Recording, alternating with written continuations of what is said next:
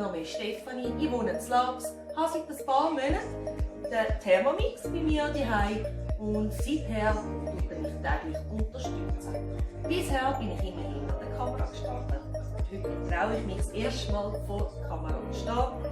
Ich würde gerne mit euch heute Ofenmaltinen Zopf backen. Dafür habe ich ein manuelles Rezept im Internet ausgesucht. Das erste, was wir machen müssen, ist die Waage aktivieren.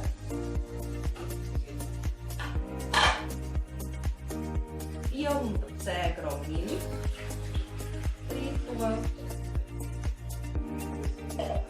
Dann 100 Gramm Butter rein tun.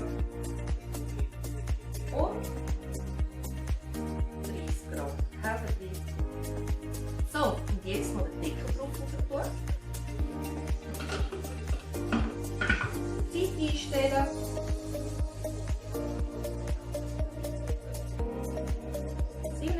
Grad auf der Stufe 2. Mit diesem Schritt erwärmen wir jetzt die Hefe erwärmen, den Butter schmelzen und vermischen mit der Milch. Die Waage anwählen und 750 Gramm Weissmehl dazu tun.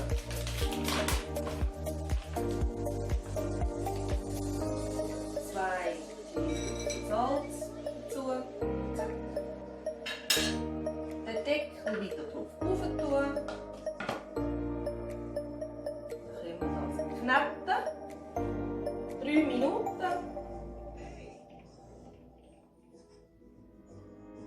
Auf der Knetstufe.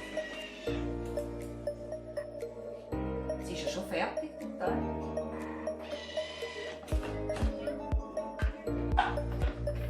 Sieht wunderbar aus. Perfekt. Den können wir jetzt aus dem Topf rauslösen.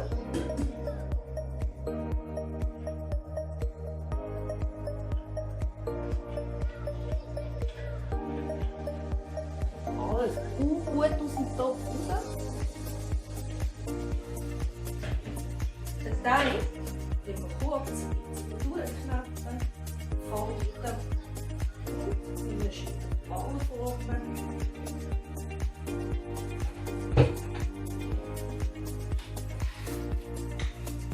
Und jetzt kommt die Ofenmaltine drauf rauf.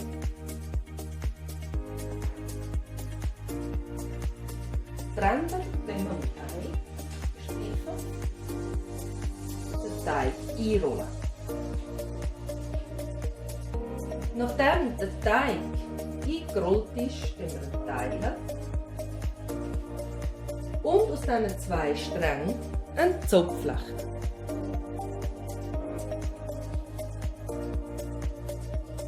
Den Zopf nehmen wir dann aufs Backblech, lassen ihn nochmal 30 Minuten ruhen, dann mit Ei bestreichen.